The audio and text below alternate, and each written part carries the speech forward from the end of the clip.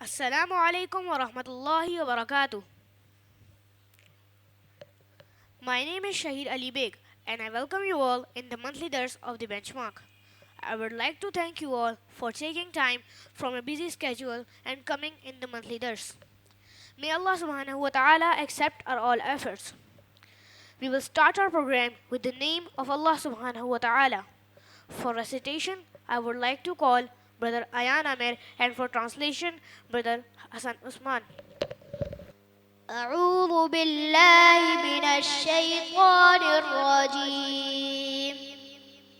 بسم الله الرحمن الرحيم. قل إن كنتم تحبون الله فاتبعوني يحببكم الله ويغفر لكم ذنوبكم والله غفور رحيم. قل أطيعوا الله والرسول فإن تولوا فإن الله لا يحب الكافرين. إن الله اصطفى آدم ونوحا وآل إبراهيم وآل عمران على العالمين ذرية بعضها من بعض والله سميع عليم. صدق الله العظيم. MashaAllah, Jazakallah brothers, respected parents. In the benchmark, we give a lot of importance to the Quran and to understanding it in a better way. We have subjects like Mutali'a Quran and Fahma Quran. In Fahma Quran, we learn how to understand and translate Quran in accordance to its meanings. To elaborate this, I would like to call Brother Abdul Rahman for Fahma Quran session. الله وبركاته. نحمده ونصلي على رسوله الكريم وعلى آله وصحبه إلى يوم الدين. أما بعد، فأعوذ بالله من الشيطان الرجيم. بسم الله الرحمن الرحيم. يا أيها الذين آمنوا لا تقدموا بين يدي الله ورسوله واتقوا الله إن الله سميع عليم. يا أيها الذين آمنوا لا ترفعوا أصواتكم فوق صوت النبي ولا تجهروا له بالقول كجهر بعضكم لبعض أن تحبط أعمالكم وأنتم لا تشعرون. إن الذين يغضون أصواتهم عند رسول الله أولئك الذين امتحن الله قلوبهم للتقوى لهم مغفرة وأجر عظيم. صدق الله العظيم. رب اشرح لي صدري ويسر لي أمري واحلل عقدة من لساني يفقه قولي. آمین یا رب العالمین.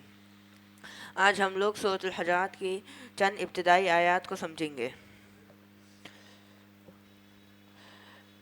بسم اللہ الرحمن الرحیم. شروع اللہ کے نام سے جو بڑا مہربان نہایت رحم کرنے والا ہے. یا ایہا الذین آمنو، اے وہ لوگو جو ایمان لائے. لا تقدموا بین یدی اللہ ورسولہ، مت آگے بڑھو اللہ اور اس کے رسول سے. واتقوا اللہ، اور اللہ سے ڈرتے رہو. ان اللہ سمیع علیم، اور اللہ سننے والا اور جاننے والا ہے. یا ایہا الذین آمنو، اے وہ لوگو جو ایمان لائے. لا ترفعوا اصواتکم، اپنی آوازیں اونچی مت کرو. فوق صوت النبی، نبی صلی اللہ علیہ وسلم کی آواز سے. ولا تجہروا لہ بالقول، اور ان سے بلند آواز میں بات نہ کرو. کجہر بعضکم لبعض، جس طرح تم آپس میں بات کرتے ہو. ان تحبط اعمالکم، کہیں تمہارے اعمال ضائع نہ ہو جائیں. وانتم لا تشعرون، اور تمہیں شعور بھی نہ ہو. ان الذین یغضون اصواتهم، اور وہ لوگ جو اپنی آوازیں نیچی رکھتے ہیں، عند رسول اللہ، اللہ کے رسول کے پاس، اولئک الذین، یہ وہ لوگ ہیں، امتحن اللہ قلوبہم للتقوی، اللہ نے ان کے دلوں کا امتحان لے لیا ہے تقوی کے لیے، لہم مغفرۃ و اجر عظیم، ان کے لیے مغفرت اور اجر عظیم ہے۔ عزیز سامعین، صورت حجرات میں اللہ سبحانہ و تعالیٰ نے ہمیں حکم دیا ہے کہ ہم اس کے رسول صلی اللہ علیہ وسلم کی اطاعت کو ہر چیز پر مقدم رکھیں۔ اللہ سے ڈرنے والا شخص کبھی بھی اللہ اور اس کے رسول کے احکام کو پس پش نہیں ڈال سکتا۔ صحابہ کرام کی جماعت، جو کہ ایک بہت پیاری جماعت تھی، نبی کریم صلی اللہ علیہ وسلم کے گرد اور ایمان کی اعلیٰ ترین کسوٹی پر بھی پرکھائی گئی تھی۔ ان کو یہاں تک حکم دیا گیا تھا کہ نبی کریم صلی اللہ علیہ وسلم کے سامنے اپنی آوازوں کو نیچے رکھیں۔ اگر ان کی آوازیں نبی کریم صلی اللہ علیہ وسلم کی آوازوں سے اونچی ہوئیں تو ان کے اعمال برباد کر دیے جائیں گے۔ ذرا سوچئے، اتنے بہترین ایمان والے لوگوں کو اتنے سخت اور کڑے امتحان سے گزارا جا رہا ہے، تو آج کے مسلمانوں کا کیا بنے گا، جو نماز چھوڑ کر بھی خوش رہتا ہے، مال حرام اور سودی معاملات میں گھر کر بھی شرمندہ نہیں ہوتا، اس کا طرز زندگی مغربی طرز پر ہے، اس کی عورتوں کی بے لباسی اور بے پردگی اس کے دین کی دوری کا منہ بولتا ثبوت ہے۔ اگر آوازیں اونچی کرنے پر اعمال رکاوٹ کر جانے کا ڈر ہے تو پھر سوچئے کہ جن کی زندگیوں کا رخ ہی صحیح نہیں ہوگا تو ان کی اصلاح کیسے ہوگی اور ان کا کیا بنے گا۔ میری اللہ تعالیٰ سے دعا ہے کہ ہمیں اپنی اصلاح کی توفیق عطا فرمائے۔ آمین وآخر دعوانا الحمدللہ رب العالمین۔ Respected all, now I would like to call our Associate Director and Tarbiyah Counselor, Sir Muhammad Usman Ali, to please come up on stage to invite our honorable guest. السلام علیکم ورحمۃ اللہ وبرکاتہ۔ جی بحمدی تعالیٰ، یہ ہر ماہ کی طرح ہماری ایک نشست ہے، اور اللہ تعالیٰ ہمیں اس سے صحیح معنوں میں محبت اور اس کا انتظار کرنے کی توفیق عنایت فرمائے۔ من سلک طریقا یلتمس فیہ علما سہل اللہ لہ بہ طریقا الی الجنہ، جو کوئی اس راستے پر نکلا، من سلک طریقا یلتمس فیہ علما، جس میں علم کو حاصل کرے، اور اصل علم اللہ کی کتاب اور سنت رسول صلی اللہ علیہ وآلہ وسلم ہے۔ من سلک طریقا یلتمس فیہ علما سہل اللہ لہ بہ طریقا الی الجنہ، تو اللہ سبحانہ و تعالیٰ اس کے لیے جنت کے راستے کو آسان فرما دیتے ہیں۔ یہ ہمارے لیے، میں ہر دفعہ عرض کرتا ہوں، بہت ہی پیارا موقع ہے، اور اس دنیا میں بار بار ملتا ہے۔ مجھے امید ہے کہ آپ کے نیکی کے مواقع اور بھی اپنی نجی محفل میں اس اعتبار سے کوئی نہ کوئی ہوں گے، لیکن جہاں پر ہمارے بچے پڑھتے ہیں، ہمارا ایک قسم کا دل لگا ہوتا ہے، اس جگہ پر، اس بنیاد پر ہمارا دین کے لیے مل کر بیٹھ جانا، یہ اللہ تعالیٰ کا فضل ہے۔ اس کا ہمیں ایک انتظار، ایک لذت، اور اس جو محفل سے حاصل حصول ہوتا ہے اس کو آگے بڑھانے کا ایک جذبہ ہونا چاہیے۔ آج ہم ایک بہت ہی بہترین ٹاپک، جو کہ ربیع الاول کی مناسبت سے ہے بھی صحیح، کہ حب اللہ کا تقاضا اطاعت رسول صلی اللہ علیہ وآلہ وسلم، اس کے لیے ہم دعوت دیں گے اپنے اسپیکر عمران چھاپرا صاحب کو۔ ماشاءاللہ لا قوت الا باللہ، بہت ہی اللہ تعالیٰ کا یہ فضل رہتا ہے کہ کوئی بندہ اپنے ارلی سٹیجز میں اس دین کی طرف آ جائے، اور کوئی چیز ممکن نہیں کر سکتی اس خیر کو پانے کے لیے ماں سوائے رب کے فضل کے، ماں سوائے رب کے فضل کے۔ تو اللہ تعالیٰ بہرحال ہمیں اس اہم ترین موضوع کو سمجھنے کی بھی توفیق عنایت فرمائے، اور اپنی زندگیوں میں اس کو جاری کرنے کی بھی توفیق دے۔ بچوں کے اعتبار سے بھی یہی پیغام سامنے آپ کے رکھوایا جا رہا ہوتا ہے۔ اللہ اس ساری نشست سے فائدہ اٹھانے کی توفیق دے۔ عمران چھاپرا صاحب، جزاکم اللہ خیرا، احسن الجزا۔ نحمده ونستعينه ونستغفره ونعوذ بالله من شرور أنفسنا ومن سيئات أعمالنا، من يهده الله فلا مضل له ومن يضلل فلا هادي له، ونشهد أن لا إله إلا الله وحده لا شريك له، ونشهد أن محمدا عبده ورسوله صلى الله عليه وسلم۔ قال اللہ تعالی فی سورۃ آل عمران اعوذ باللہ من الشیطان الرجیم بسم اللہ الرحمن الرحیم قل ان کنتم تحبون اللہ فاتبعونی یحببکم اللہ ویغفر لکم ذنوبکم صدق اللہ العظیم رب اشرح لی صدری ویسر لی امری واحلل عقدۃ من لسانی یفقہوا قولی آمین یا رب العالمین۔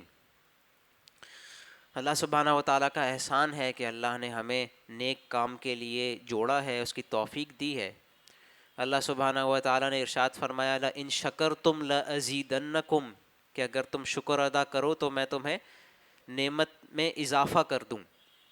تو نعمت کا ہمیں شکر ادا کرنا چاہیے، زبان سے بھی کرنا چاہیے، دل سے بھی کرنا چاہیے۔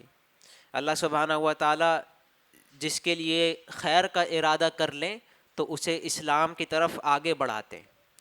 یشرح صدرہ للاسلام، اس کے سینے کو اللہ اسلام کے لیے کھول دیتے ہیں، اور نیکی کرنا آسان ہو جاتا ہے، گناہ سے کراہیت ہو جاتی ہے، ایمان کی حلاوت ہوتی ہے اور کفر سے نفرت ہوتی ہے۔ جیسے آپ صلی اللہ علیہ وسلم نے فرمایا کہ ایمان کی تکمیل کیا ہے کہ انسان کو کفر میں یعنی ایمان چھوڑنا اتنا مشکل لگے جتنا آگ میں جل جانا بھی مشکل نہیں، یعنی آگ میں کوئی زندہ جلا دے یہ زیادہ آسان ہے بجائے اس کے کہ انسان ایمان چھوڑ کے کفر پر آ جائے۔ یہ سب وہ کیفیات ہیں۔ اللہ سبحانہ و تعالیٰ سے دعا ہے کہ اللہ سبحانہ و تعالیٰ ہمارا یہاں آنا بیٹھنا قبول فرمائے۔ آج ہمیں سورہ آل عمران آیت نمبر 31 جو آپ کے سامنے بارہا پڑھی بھی گئی، اس کا ترجمہ بھی بیان ہوا، اس میں اللہ سبحانہ و تعالیٰ نے فرمایا رسول اللہ صلی اللہ علیہ وسلم کی اتباع، اس کی اہمیت کو اللہ سبحانہ و تعالیٰ نے ذکر فرمایا۔ قل ان کنتم تحبون اللہ فاتبعونی یحببکم اللہ ویغفر لکم ذنوبکم۔ قل اے نبی صلی اللہ علیہ وسلم آپ فرما دیجئے، یعنی آپ کہہ دیجئے، ان کنتم اگر تم لوگ، یعنی کہ اب آپ صلی اللہ علیہ وسلم سامنے موجود کسی سے یہ بات کہہ رہے ہیں، ان کنتم تحبون اللہ اگر تم لوگ اللہ سے محبت کرتے ہو، قل ان کنتم تحبون اللہ اگر تم اللہ سے محبت کیا کرتے ہو۔ اس کے ترجمے کئی طرح سے علماء نے کیے ہیں۔ کنتم تحبون اکثر جو سیاق و سباق سے اور شان نزول سے، یعنی جب یہ آیات نازل ہوئی اس وقت آپ صلی اللہ علیہ وسلم کے سامنے کون تھا جس سے یہ بات کہی جا رہی تھی، تو اکثر مفسرین نے جو واقعات بیان فرمائے ہیں وہ نجران کا ایک وفد آیا تھا عیسائیوں کا، اور وہ یہ کہتے تھے کہ ہم اللہ سے محبت کرتے ہیں، اور اللہ کے نعوذ باللہ جنہیں وہ بیٹا کہتے ہیں عیسیٰ علیہ السلام، کہتے ہیں ہم عیسیٰ علیہ السلام سے بہت زیادہ محبت کرتے ہیں اور اللہ ہی کے لیے کرتے ہیں۔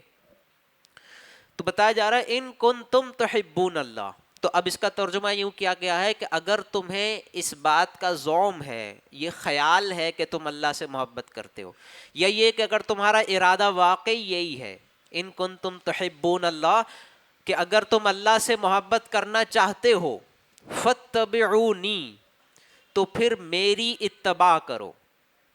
تو حضور صلی اللہ علیہ وسلم ان سے کہہ رہے ہیں جو آئے ہیں آپ صلی اللہ علیہ وسلم سے ملنے، کہ اگر تم اللہ سے واقعی محبت کرنا چاہتے ہو تو پھر میری اتباع کرو۔ فاتبعونی یحببکم اللہ، تو اللہ تم لوگوں سے محبت کرنے لگے گا۔ اگر تم اللہ سے محبت کرنے کا دعویٰ رکھتے ہو یا اللہ سے محبت کرنا چاہتے ہو تو میری اتباع کرو، یحببکم اللہ، اللہ تم سے محبت کرنے لگے گا، وَيَغْفِرْ لَكُمْ ذُنُوبَكُمْ، اور اللہ تمہارے گناہوں کو معاف کر دے گا تمہارے لیے۔ اگر تم اللہ سے محبت کرنا چاہتے ہو تو میری اتباع کرو، اللہ تم سے محبت کرنے لگے گا اور تمہارے گناہوں کو معاف کر دے گا۔ یعنی آپ صلی اللہ علیہ وسلم کی اتباع کرو گے تو اللہ محبت کرنے لگے گا، جو کہ زیادہ بڑی بات ہے۔ ایک تو یہ نا کہ میں اللہ سے محبت کروں، تو بتایا کہ تم اللہ سے محبت کا صرف دعویٰ کر رہے ہو اگر میری اتباع نہیں کر رہے۔ اللہ سے محبت ہو ہی نہیں سکتی رسول اللہ کی اتباع کے بغیر. یہ بات تو یہاں واضح ہے.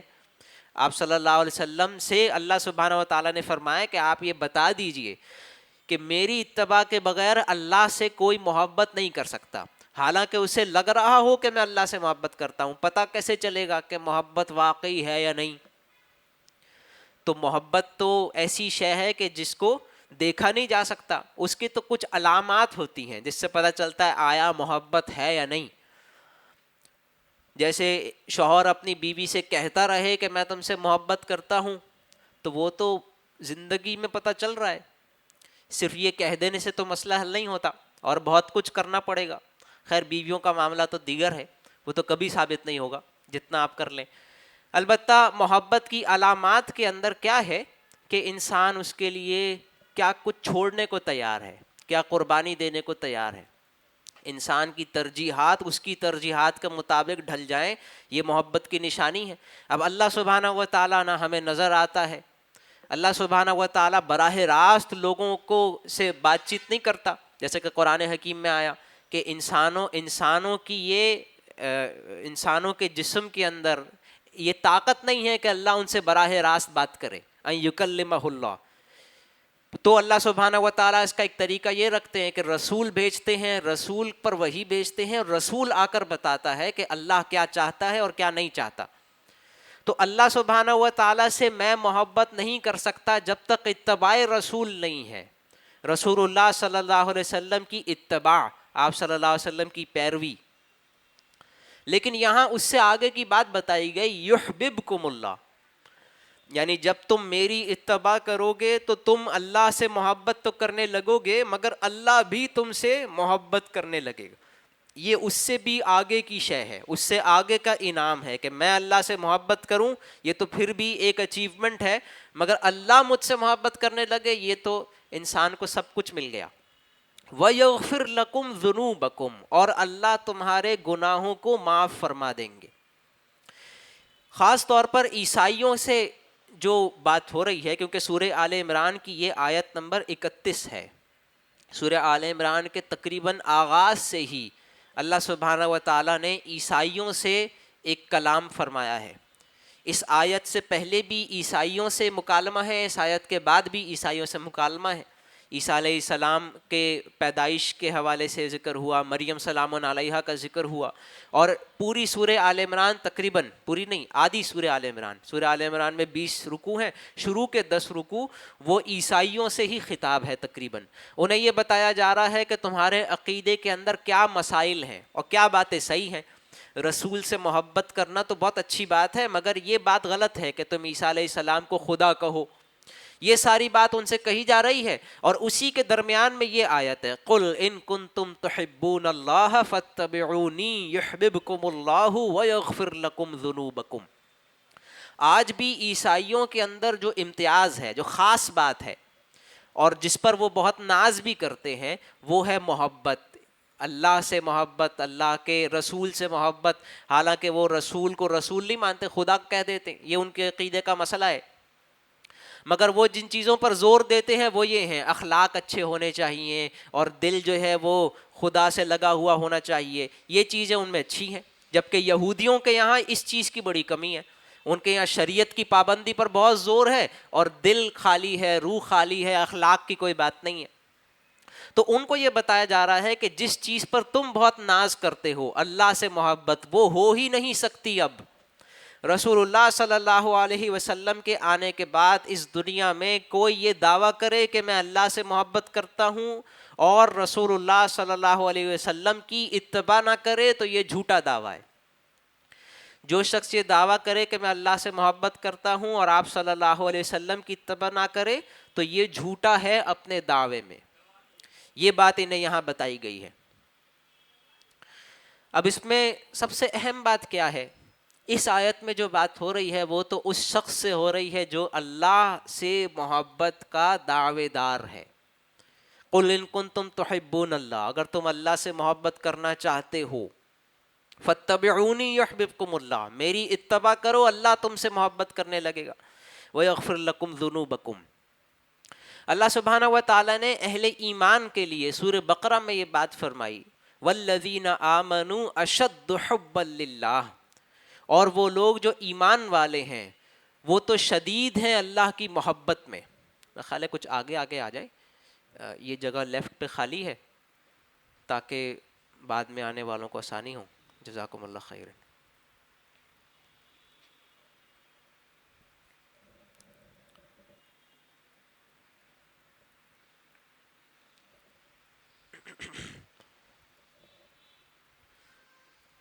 بہت بہت شکریہ. اللہ سبحانہ و تعالیٰ نے سورہ بقرہ میں اہل ایمان کے لیے بات فرمائی، والذین آمنوا اشد حبا للہ، وہ لوگ جو ایمان والے ہیں وہ شدید ہوتے ہیں اللہ کی محبت میں. اشد حبا للہ، شدید ہوتے ہیں اللہ کی محبت میں، یعنی ایمان کی نشانی ہے کہ وہ اللہ سے بہت محبت کرتے ہیں.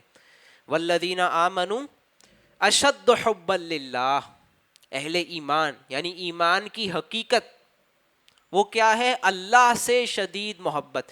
اس مفہوم کو سمجھنے کے لیے ملتی جلتی اس سے قریب قریب بات جو علماء نے اکثر اس آیت کے ذیل میں ذکر فرمائی وہ حدیث ہے جو آپ صلی اللہ علیہ وسلم نے فرمایا، ومن احب للہ و ابغض للہ و اعطى للہ و منع للہ فقد استکمل الایمان، کہ جس نے محبت کی تو اللہ کے لیے کی، بغض رکھا کسی سے تو اللہ کے لیے کیا، کسی کو کچھ دیا تو اللہ کے لیے دیا، اور کسی کو کچھ دینے سے منع کر لیا، روک لیا، انکار کر دیا تو اللہ کے لیے کیا، فقد استکمل الایمان، تو اس نے ایمان کو مکمل کر لیا. یعنی انسان اللہ کے لیے ساری زندگی جی رہا ہو تو یہ اللہ سے محبت کی کچھ نشانی ہے. تو سورہ آل عمران کی آیت میں ہم نے پڑھا قُلْ إِن كُنتُمْ تُحِبُّونَ اللَّهَ فَاتَّبِعُونِي يُحْبِبْكُمُ اللَّهُ، اگر تم اللہ سے محبت کرنا چاہتے ہو تو میری اتباع کرو. اور سورہ بقرہ میں یہ فرمایا کہ جو ایمان والے ہوتے ہیں وہ تو شدید اللہ سے محبت کرتے ہیں. تو کیا مطلب ہے کہ جو ایمان والے ہیں وہ رسول اللہ کی اتباع میں شدید ہوتے ہیں. یہ بات ہوئی نا واضح. لاجک منطق میں ہوتا ہے نا دو چیزیں جوڑ کے تیسری چیز نکال لیں، تو اس میں کیا ہے؟ ایمان والے تو رسول اللہ کی اتباع میں بہت شدید ہوتے ہیں. جو حقیقی مومن ہوگا وہ رسول اللہ صلی اللہ علیہ وسلم کی شدید اتباع کرتا ہوگا، بہت زیادہ، ورنہ اللہ سے محبت ہو ہی نہیں سکتی. اور اللہ نے فرمایا ایمان والے تو اللہ سے محبت کرتے ہیں. سورہ احزاب میں اسی کی طرف اللہ سبحانہ و تعالیٰ نے ارشاد فرمایا، النبی اولا بالمؤمنین من انفسہم، النبی اولا بالمؤمنین من انفسہم، کہ نبی تو اہل ایمان کے لیے ان کی جانوں سے بڑھ کر ہیں. النبی اولا بالمؤمنین من انفسہم، یہ اللہ سبحانہ و تعالیٰ نے خبر دی ہے کہ ایسا ہے. النبی اولا بالمؤمنین من انفسہم، کہ نبی تو مومنین کے لیے ان کی جانوں سے بڑھ کر ہیں. آپ صلی اللہ علیہ وسلم فداء ابی و امی، حضور صلی اللہ علیہ وسلم اہل ایمان کے لیے تو ان کی جانوں سے بڑھ کر ہیں، اسی لیے اللہ سے شدید محبت کرتے ہیں.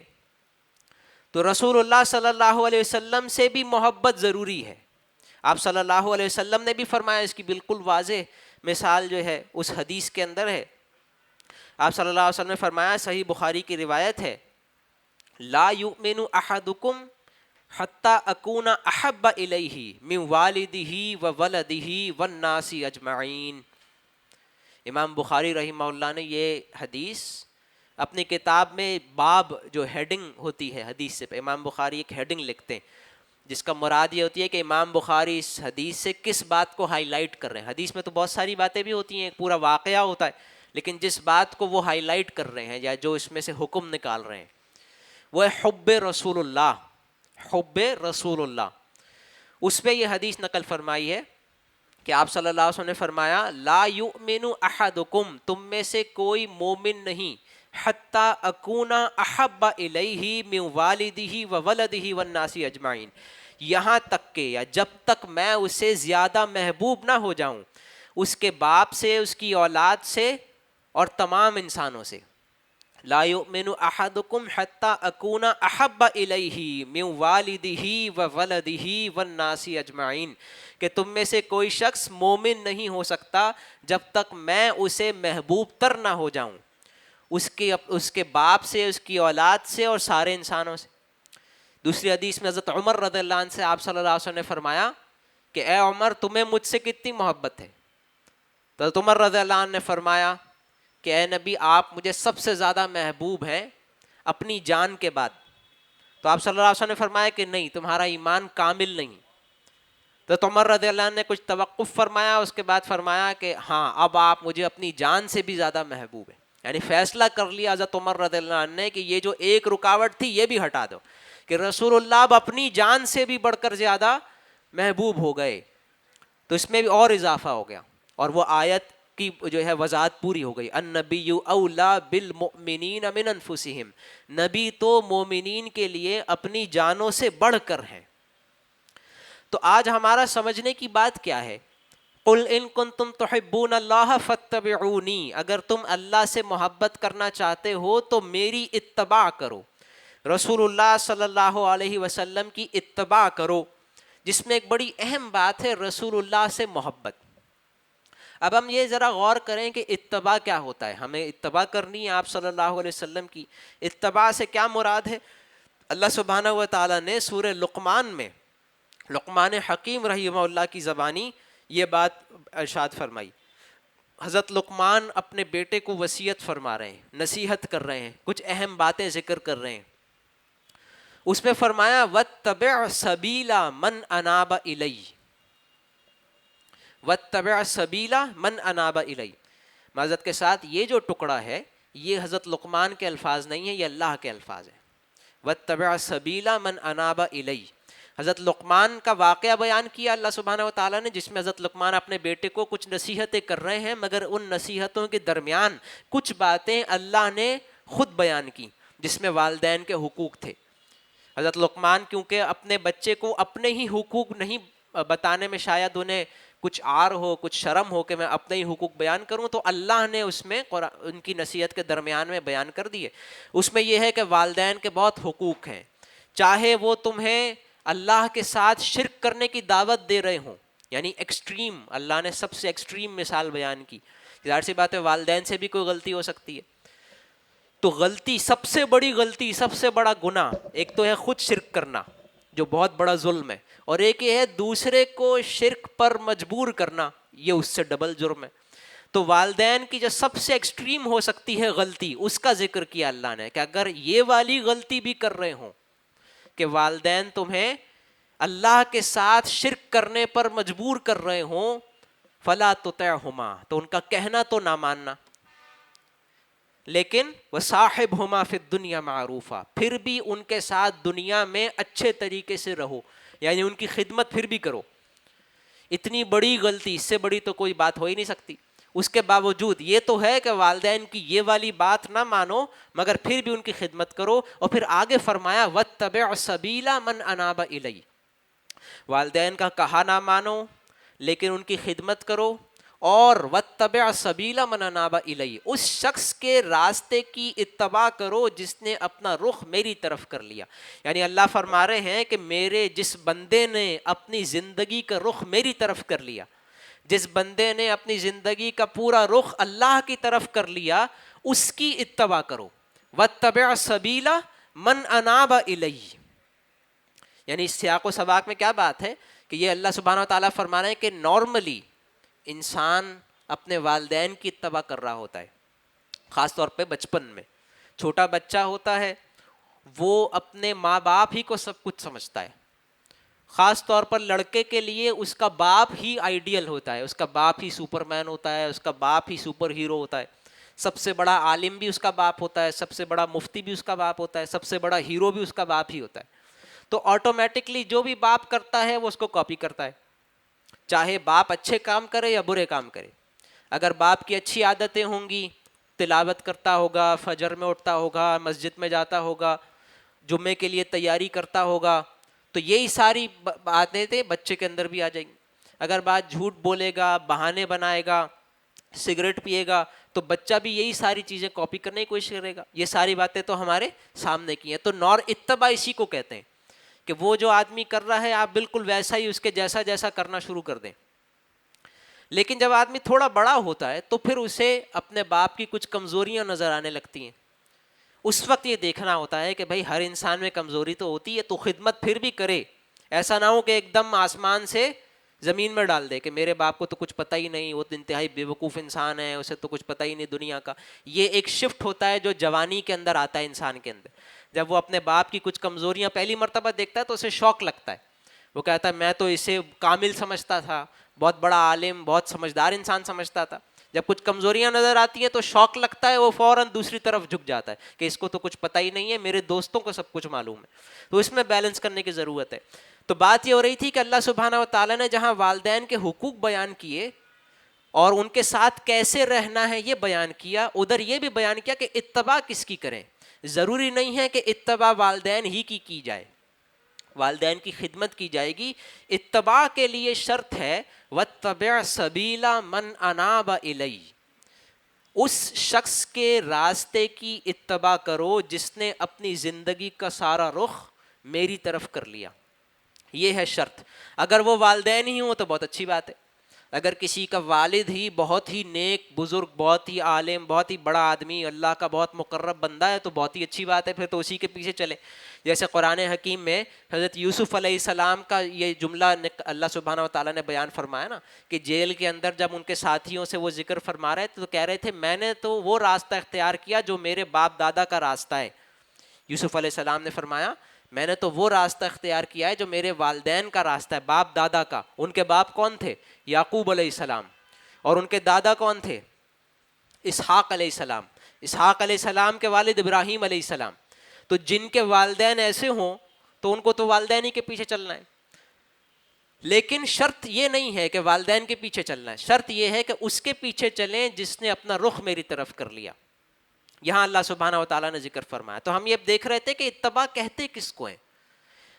اللہ سبحانہ و تعالیٰ سے محبت کے لیے رسول کی اتباع ضروری ہے. اتباع کسے کہتے ہیں اس کا ایک اشارہ قرآن حکیم میں سورہ لقمان میں اللہ سبحانہ و تعالیٰ نے فرمایا وَاتَّبِعْ سَبِيلَ مَنْ أَنَابَ إِلَيَّ, وَاتَّبِعْ سَبِيلَ مَنْ أَنَابَ إِلَيَّ, اس شخص کے راستے کی پیروی کرو جس نے اپنا رخ میری طرف کیا ہے.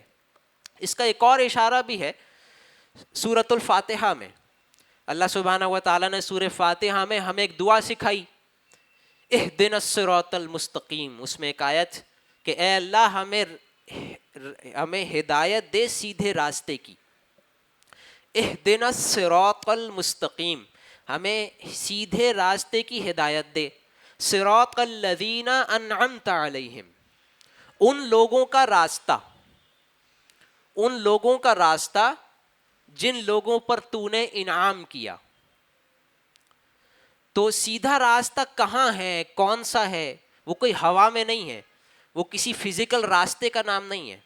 وہ کچھ لوگ ہیں جیسے انہوں نے زندگی گزاری ویسے میں بھی گزار لوں, تیرے وہ نیک بندے جن پر تیرا انعام ہوا. ورنہ سیدھے راستے کا کیا مطلب ہے؟ آپ خود اپنے ذہن سے سوچ لیں, جو بات سمجھ میں آئے اس پر عمل کر لیں, یہ سیدھا راستہ ہے.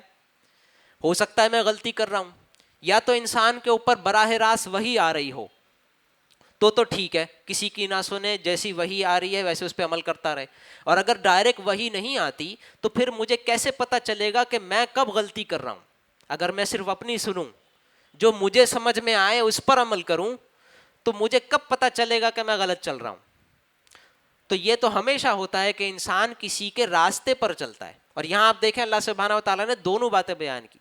اہدنا الصراط المستقیم, ہمیں ہدایت دے سیدھے راستے کی. صراط الذین انعمت علیہم, ان لوگوں کا راستہ جن پر تیرا انعام ہوا.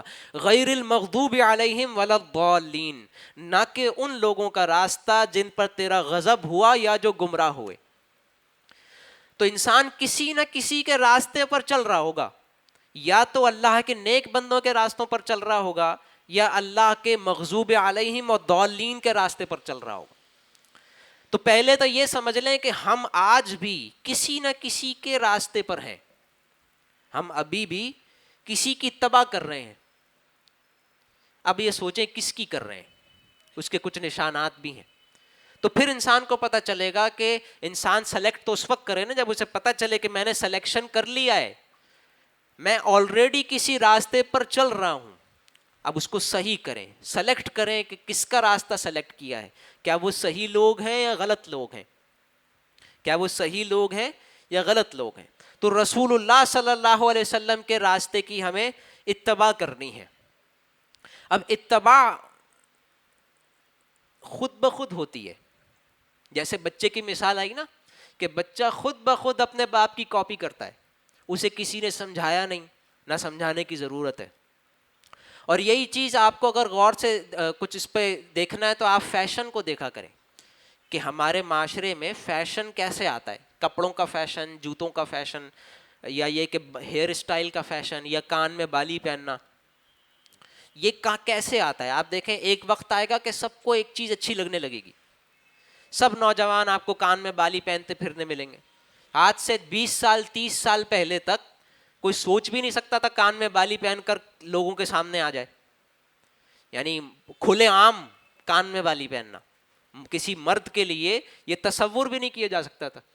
یا یہ کہ ایک انسان اسپائکس والے ہیئر اسٹائل کے ساتھ آ جائے, یعنی وہ نوکیں خاص طور پہ بنائیں, وہ جو ہم صبح اٹھ کے کوشش کرتے ہیں کہ نوکیں بیٹھ جائیں, کچھ لوگ ایسے ہیں کہ جو نوکیں بنانے کی کوشش کرتے ہیں, وہ بھی کھلے عام سرے عام. اور اب یہ کیا ہے, یہ اچھا لگنے لگا نا.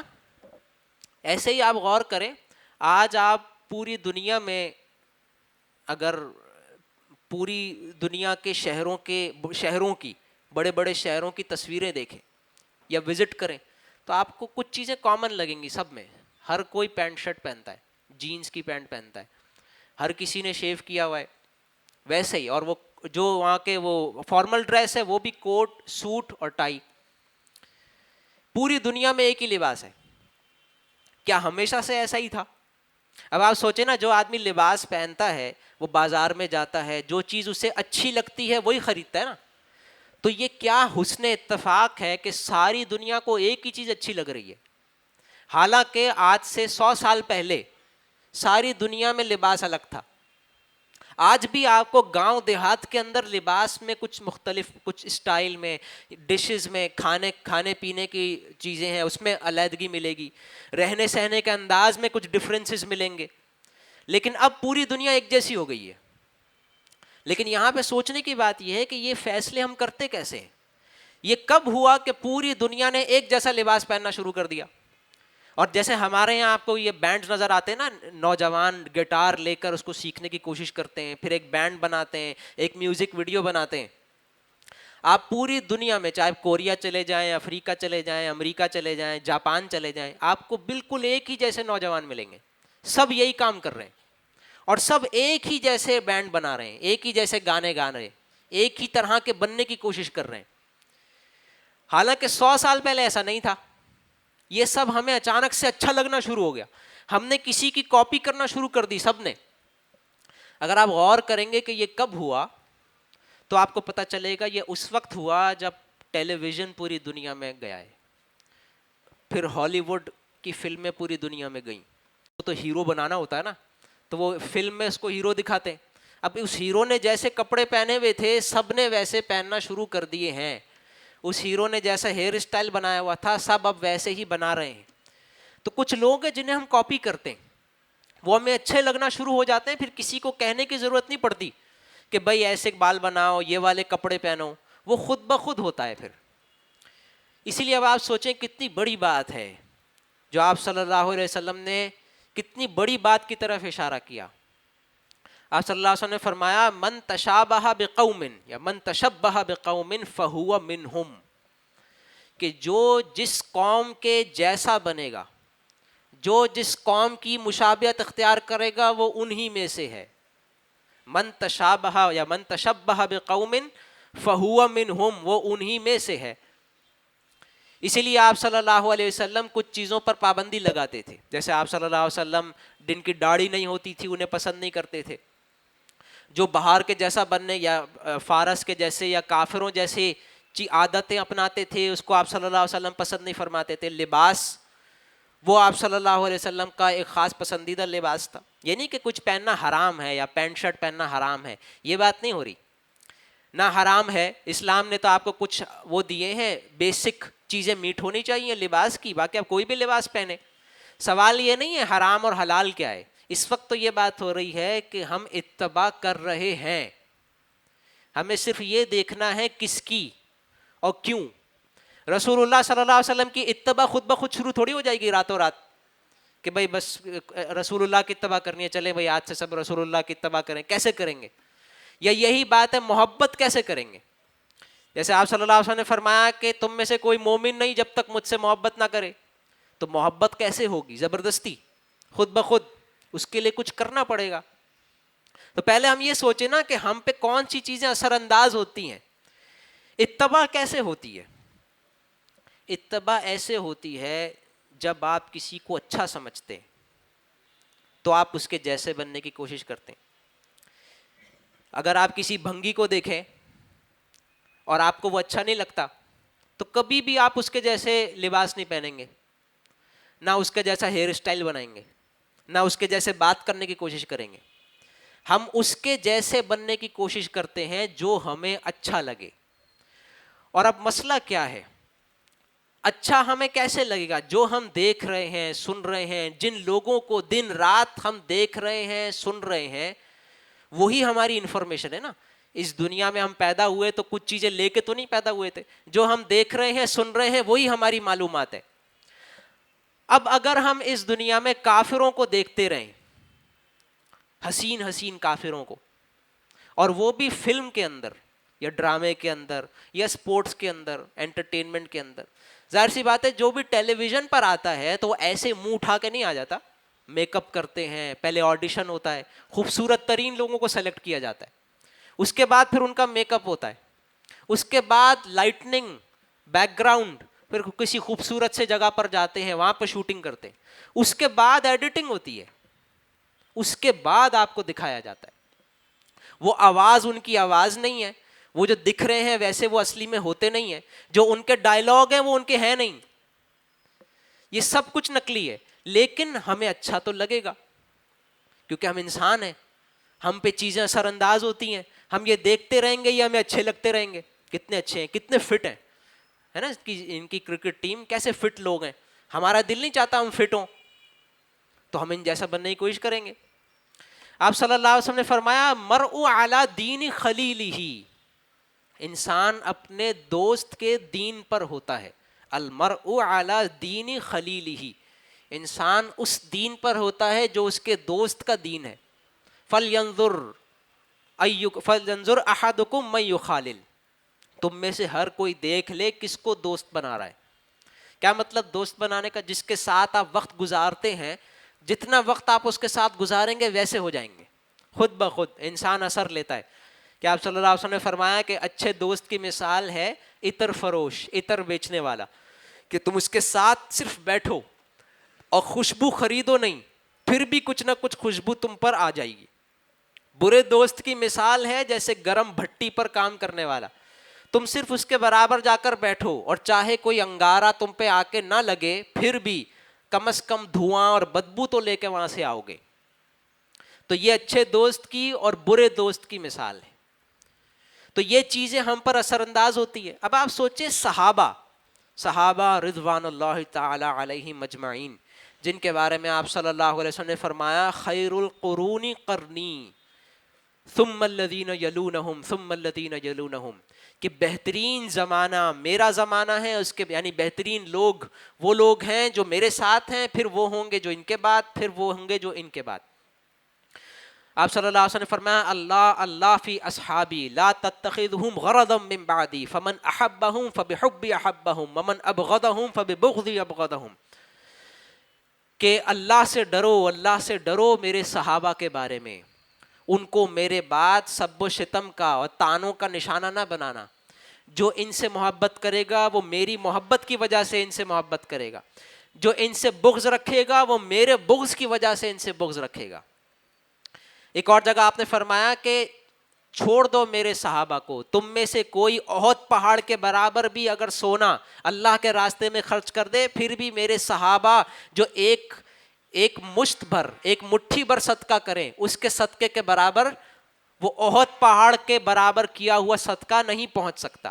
یعنی میرے صحابہ کا اتنا سا عمل تمہارے غیر صحابی کے بہت بڑے عمل سے افضل ہے. کیسے افضل ہو گیا؟ یہ صحابہ نے ایسا کیا کیا جو اتنا افضل ہو گیا؟ صحابہ یہ بنا ہے صحبت سے. صحبت، آپ صلی اللہ علیہ وسلم کا ساتھ، آپ صلی اللہ علیہ وسلم کے ساتھ ہونا، صحبت ہونا. جس کی جتنی رسول اللہ سے صحبت ہوئی وہ اتنا ہی بڑا ہو گیا، اتنا ہی افضل ہے. صرف ساتھ ہونے سے یہ فرق پڑتا ہے. جیسے نا اچھے دوست کی مثال، برے دوست کی مثال. تو جو رسول اللہ کے ساتھ ہوگا اس کا سوچیں. یعنی کسی ایمان والے کے ساتھ رہ کر ایمان بڑھتا ہے، تو جو رسول اللہ کے ساتھ ہوگا اس کا کیا معاملہ ہوگا. لیکن اس میں ایک شرط ہے. عبداللہ بن ابی جو منافقین کا سردار تھا وہ بھی رسول اللہ کے ساتھ تھا مرتے دم تک، لیکن اسے ہم صحابی نہیں کہتے. تو صحابی ہونے کی ایک شرط ہے. ایک تو یہ کہ جب وہ رسول اللہ کے ساتھ تھا اس وقت وہ ایمان لا چکا تھا، اور دوسری شرط یہ ہے کہ اس کے موت تک وہ مومن ہی رہا. یعنی بہت سارے ایسے لوگ ہیں جو آپ صلی اللہ علیہ وسلم سے ملے مگر اس وقت کافر تھے اور ایمان بھی نہیں لائے، بعد میں بھی اگر ایمان لائے رسول اللہ کے انتقال کے بعد انہیں بھی صحابی نہیں کہتے. بہت سارے ایسے لوگ تھے جو آئے آپ صلی اللہ علیہ وسلم سے ملے، ایمان لائے، ساتھ رہے، بعد میں جا کر کافر ہو گئے، انہیں بھی ہم صحابی نہیں کہتے. صحابی صرف وہ ہیں کہ جو ایمان کی حالت میں ملے اور اپنی موت تک ایمان ہی کی حالت میں رہے. اب ان میں فرق ہے، صحابہ میں فرق ہے، سب سے افضل اور کم افضل. اب یہ جو حدیث ہے اس کے بارے میں غور کرنے کی بات ہے نا، کہ آپ صلی اللہ علیہ وسلم نے فرمایا کہ چھوڑ دو میرے صحابہ کو، تم میں سے اگر کوئی احد پہاڑ کے برابر بھی خرچ کر دے تو ان لوگوں کے ایک مٹھی بھر خرچ کے برابر نہیں پہنچ سکتا. تو آپ صلی اللہ علیہ وسلم یہ کس سے کہہ رہے ہیں؟ جس سے کہہ رہے تھے وہ بھی صحابی تھے. تو کیا مطلب ہے؟ اصل میں آپ صلی اللہ علیہ وسلم ایک نئے آنے والے سے، ایک آدمی جو ابھی ابھی ایمان لایا اس کو کہہ رہے ہیں. اصل میں ہوا یہ کہ ایک شخص نئے نئے اسلام میں داخل ہوئے اور وہ ایک پرانے صحابی سے، غالباً حضرت ابو درداء ابو عبیدہ بن جراح رضی اللہ عنہ، ان سے جھگڑنے لگے، لڑائی جھگڑا کرنے لگے. ابو عبیدہ بن جراح یہ بہت پہلے ایمان لائے تھے، بہت عرصے سے آپ صلی اللہ علیہ وسلم کے ساتھ ہیں، اور یہ ابھی ابھی ایمان لے کر آئے. تو آپ صلی اللہ علیہ وسلم نے فرمایا کہ جب پتہ چلا کہ لڑ رہے ہیں آپس میں، آپ نے ان کو کہا جو ابھی ابھی ایمان لائے تھے کہ تم چھوڑ دو میرے صحابہ کو، یعنی میرے ساتھ والوں کو، تم جتنا خرچ کرو گے وہ ان کے ایک مٹھی کے برابر بھی نہیں ہو سکتا. یعنی کہ صحابہ میں بھی فرق کس وجہ سے؟ صحبت کی وجہ سے، صحبت کی وجہ سے. اشرف علی تھانوی رحمہ اللہ نے غالباً یہ بات ذکر فرمائی ہے کہ سوچنے کی بات یہ ہے کہ صحابہ کے اندر بڑے صفات تھیں.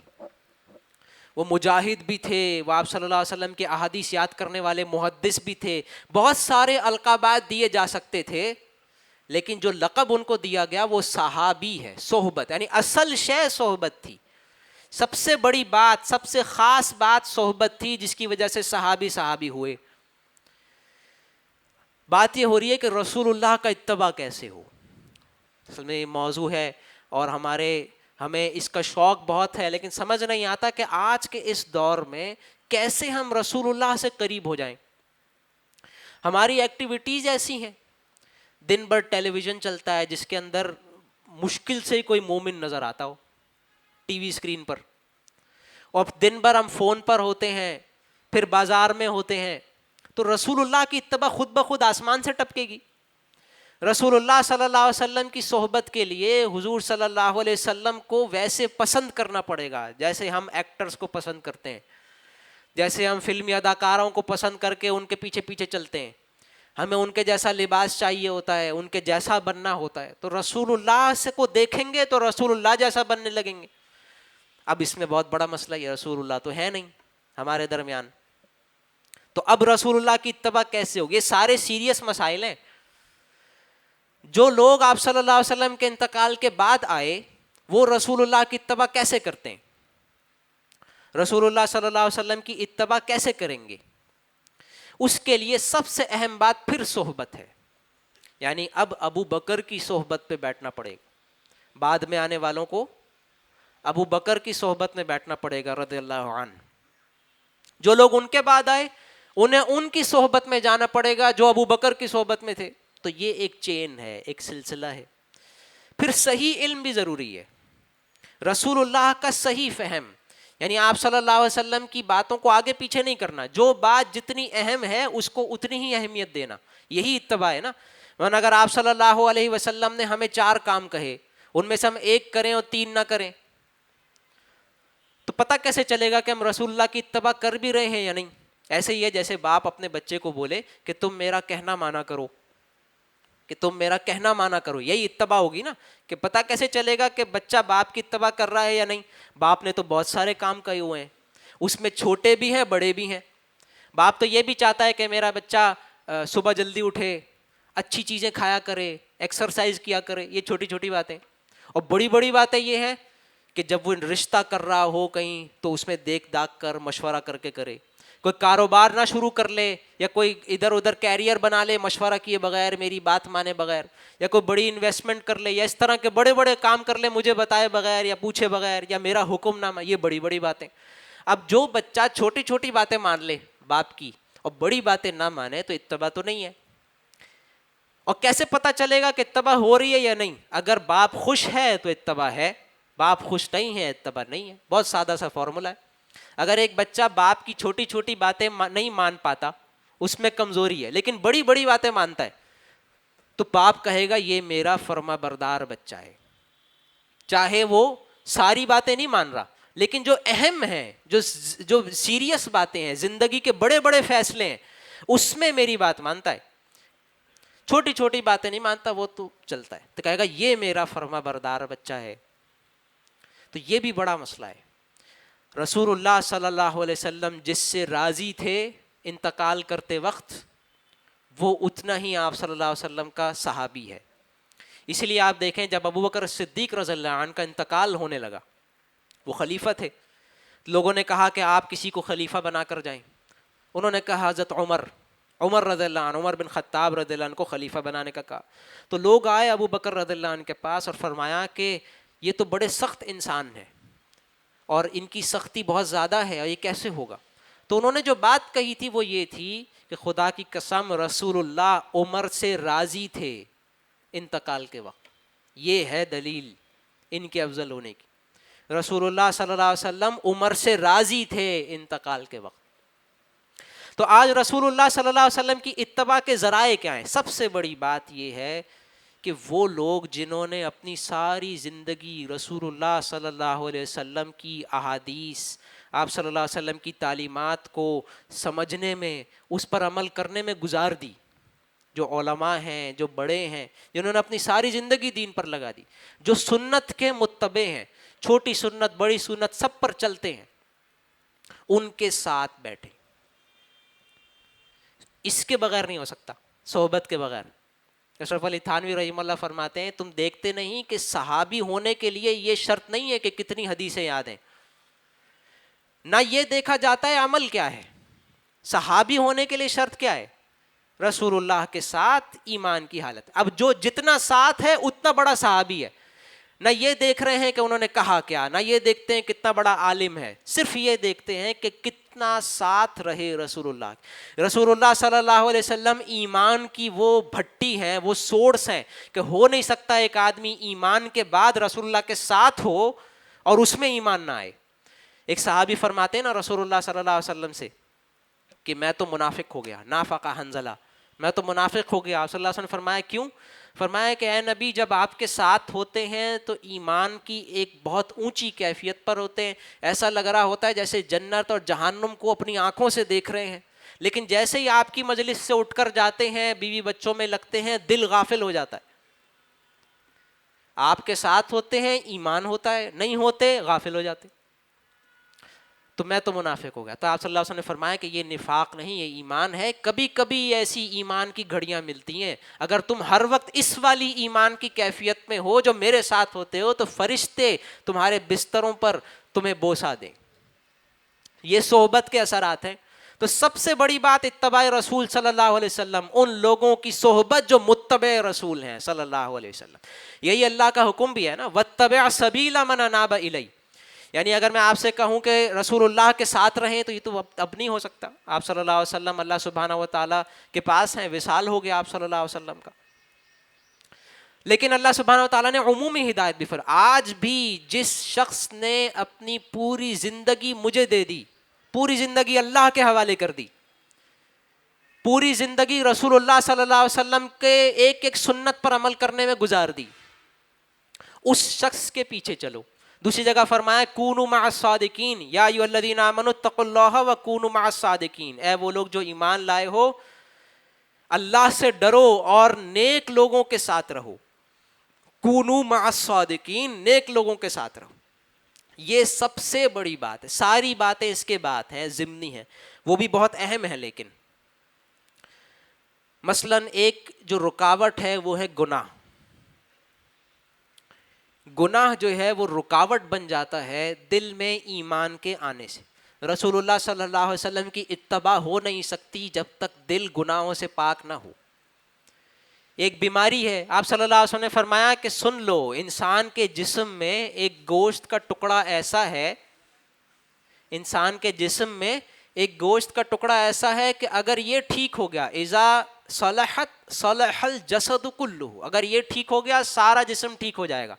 وَإِذَا فَسَدَتْ فَسَدَ الْجَسَدُ كُلُّهُ, اور اگر یہ خراب ہو گیا, اس میں فساد ہو گیا تو سارے جسم میں فساد ہو جائے گا. الا وہی القلب, آگاہ ہو جاؤ کہ یہ دل ہے, آگاہ ہو جاؤ کہ یہ دل ہے. دوسری حدیث میں آپ صلی اللہ علیہ وسلم نے فرمایا کہ جب انسان گناہ کرتا ہے تو اس کے دل پر سیاہ نقطہ پڑ جاتا ہے.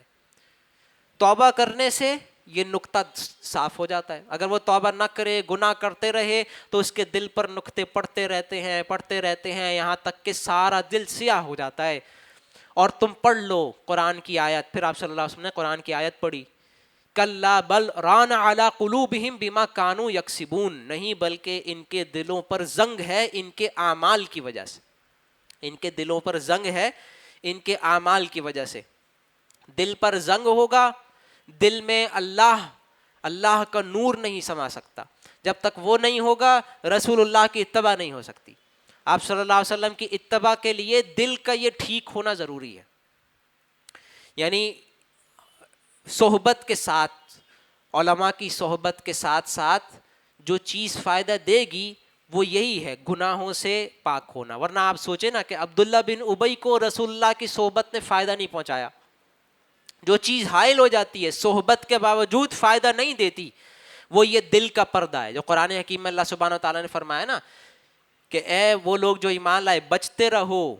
آیت کا مفہوم ہے سورہ انفال کی کہ واللہ یحول بین المرء وقلبہ, اللہ انسان کے دل کے درمیان حائل ہو جایا کرتا ہے. دل اور بندے کے درمیان اللہ پردہ ڈال دیتا ہے. اس طرح سے قرآن جو ہے وہ دل میں نہیں اترتا اگر دل میں فساد ہو اور دل پر پردہ ہو. یہ وہ گناہ ہے. اس کو کیسے پاک کرنا ہے؟ آپ صلی اللہ علیہ وسلم نے فرمایا کہ دلوں کو بھی زنگ لگ جاتا ہے جیسے لوہے کو زنگ لگ جاتا ہے.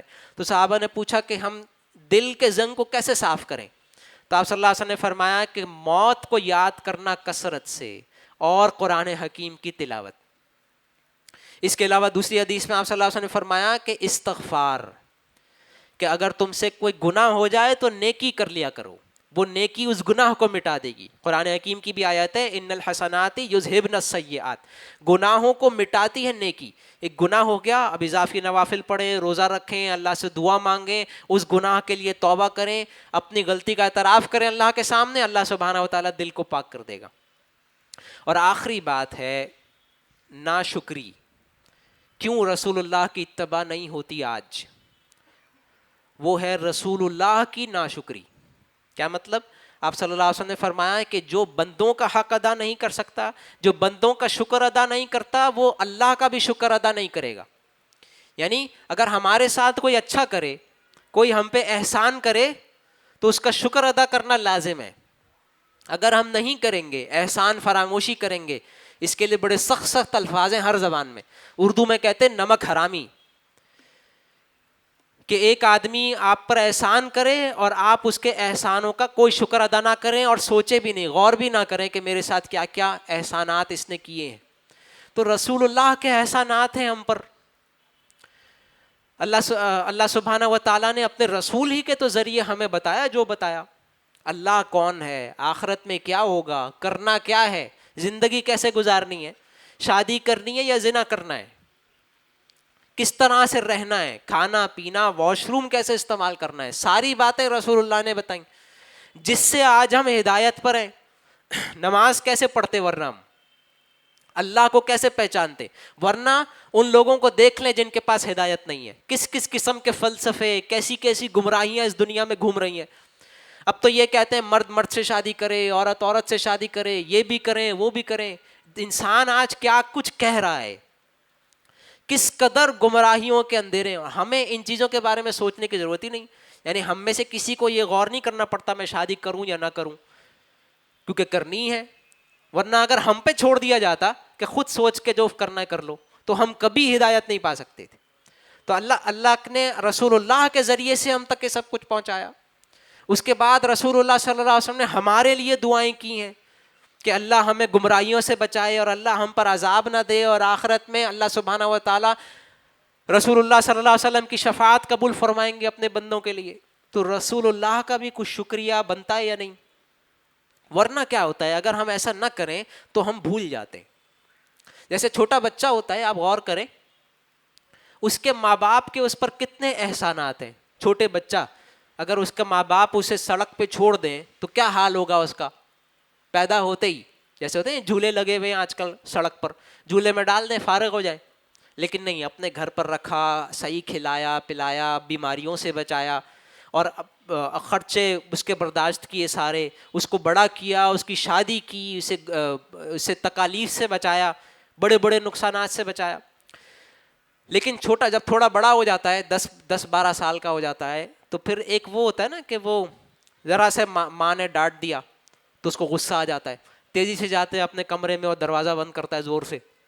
یہ کیا ہے, یہ تکبر ہے نا, یعنی یہ سب کچھ بھول گیا.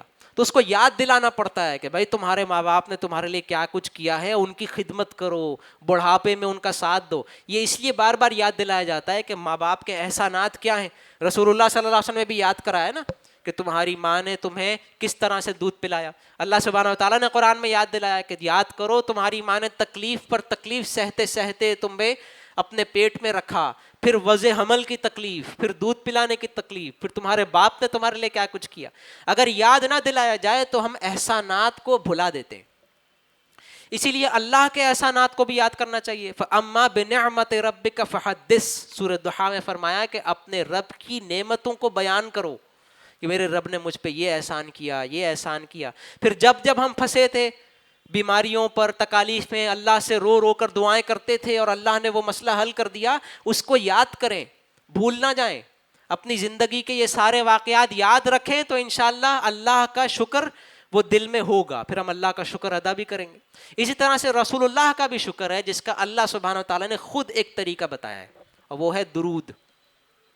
ان اللہ وملائکتہ یصلون علی النبی یا ایھا الذین آمنوا صلوا علیہ وسلموا تسلیما, کہ بے شک اللہ اور اس کے فرشتے اپنے نبی پر درود کرتے ہیں, صلاۃ و سلام, رحمت کی دعائیں کرتے ہیں.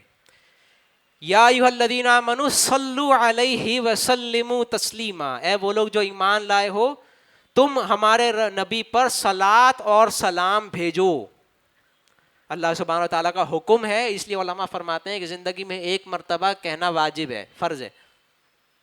اس کے علاوہ بھی علماء فرماتے ہیں کہ ہر مرتبہ جب آپ صلی اللہ علیہ وسلم کا ذکر آئے درود پڑھنا چاہیے.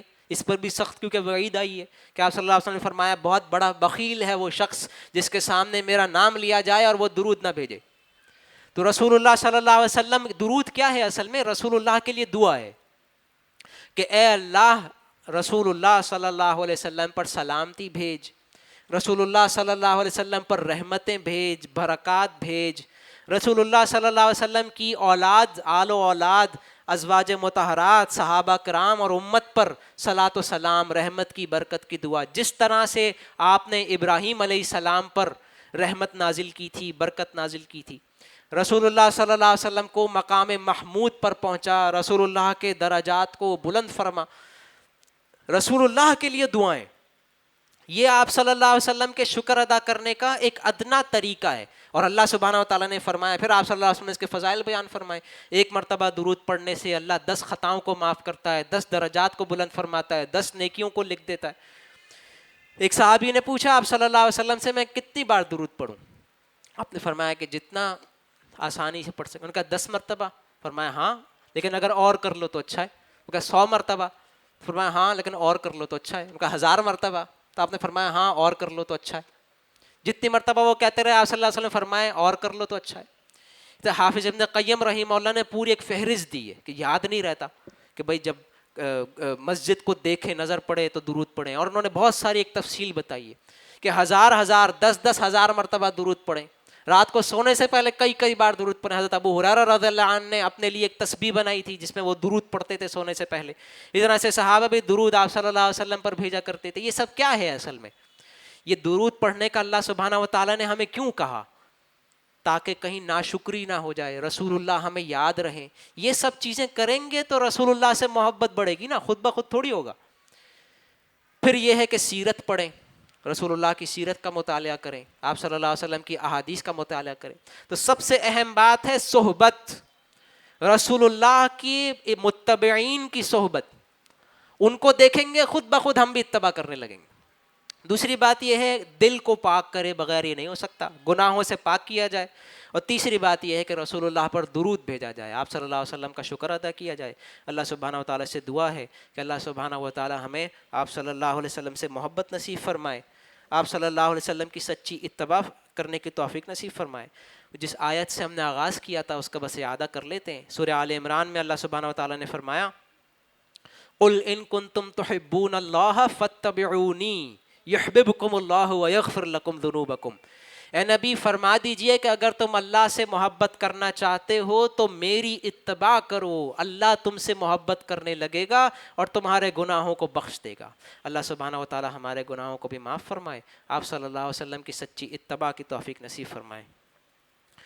الحمدللہ رب العالمین الرحمن الرحیم مالک یوم الدین ایاک نعبد و ایاک نستعین اہدنا الصراط المستقیم صراط الذین انعمت علیہم غیر المغضوب علیہم ولا الضالین۔ تمام حمد تمام شکر اللہ ہی کے لیے جو تمام جہان کا پالنے والا ہے، بے حد رحم کرنے والا ہے، مسلسل رحم کرنے والا ہے، قیامت کے دن کا مالک ہے۔ ہم صرف تیری ہی عبادت کرتے ہیں، ہم صرف تیری ہی عبادت کرتے ہیں، صرف تجھی سے مدد مانگتے ہیں۔ ہمیں سیدھی راہ دکھا، ان لوگوں کی راہ جن پر تیرا انعام نازل ہوا، نہ کہ ان لوگوں کی راہ جن پر تیرا غضب نازل ہوا یا جو گمراہ ہوئے۔ اللہم صلی علی محمد وعلی آل محمد کما صلیت علی ابراہیم وعلی آل ابراہیم انک حمید مجید۔